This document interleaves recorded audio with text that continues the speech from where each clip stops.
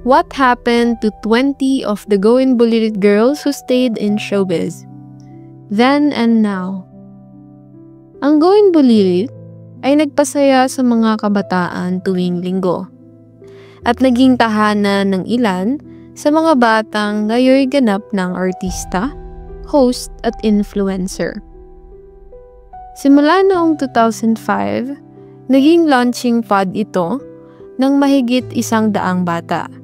Ngunit, ilan lamang ang nananatili sa showbiz. Narito ang mga Bulilit girls na patuloy na namamayagpag sa mundo ng entertainment. Catherine Bernardo. Si Catherine Bernardo ay isa sa pinakamatagumpay na Bulilit alumni. Mula sa pagiging batang cute sa skits, siya na ngayon ang Asia's superstar. Kilala sa mga pelikulang Hello, Love, Goodbye at A Very Good Girl. Ang kanyang paglalakbay mula child actress hanggang leading lady ay patunay ng kanyang disiplina at evolving artistry. Julia Montes. Si Julia Montes ay unang nakilala bilang isa sa mga tahimik pero consistent na bata sa Going Bulilit. Lumago siya bilang isa sa pinakamahusay na dramatic actresses ng kanyang henerasyon. Kilala siya sa mga teleserye tulad ng Mara Clara, Doble Cara at 24/7 na nagpatunay ng kanyang acting depth. Charlene San Pedro. Si Charlene ay isa sa pinakamatagal na miyembro ng Going Bulilit at naging kilala sa kanyang wit at timing. Ngayon, siya ay aktres, host, at gamer-streamer, aktibo sa TV at social media platforms. Miles Ocampo. Si Miles ay kabilang sa mga original batch. Ang kanyang charm at comedic talent ay naging daan upang maging regular sa pelikula at TV. Kamakailan, pinuri siya sa pelikulang Missed Connections at sa Itbulaga bilang host. Alexa Ilacad.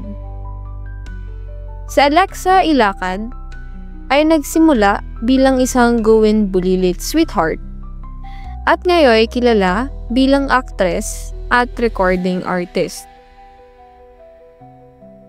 Naging bahagi siya ng The Killer Bride at Run to Me at patuloy na hinahangaan dahil sa maturity ng kanyang craft.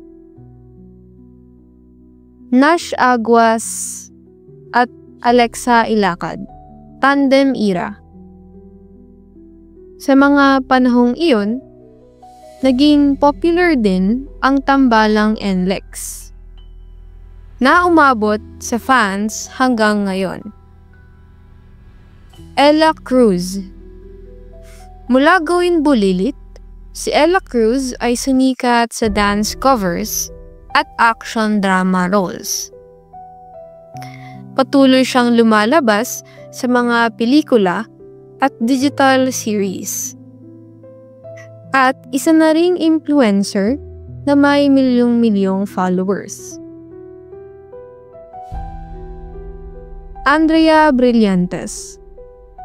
Si Andrea Brillantes ay isa sa mga batang nagniningning pagkatapos ng Bulilit era. Nakilala siya bilang Marga sa Kadenang Ginto. At ngayon, isang model, brand ambassador, at content creator. Bel Mariano. Bago maging Gen Z leading lady, si Bel Mariano ay lumabas din sa Going Bulilit bilang bata. Ngayon, siya ang half ng Don Bell Tandem at bida sa mga pelikula at concerts. Mutya Orkia.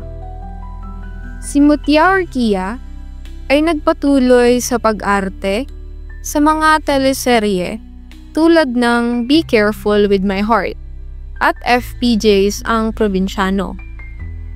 Kahit mas tahimik na ngayon sa spotlight, aktibo pa rin siya sa mga online projects. Cyriel Manabat. Si Cyriel ay isang child prodigy sa 100 Days to Heaven at Momay. Kamakailan, muling bumalik siya sa acting scene sa Dirty Linen at pinuri sa kanyang maturity bilang artista. Kiray Celis. Isa sa pinakakilalang bulilit comedians, si Kiray ay lumago bilang comedic actress at influencer.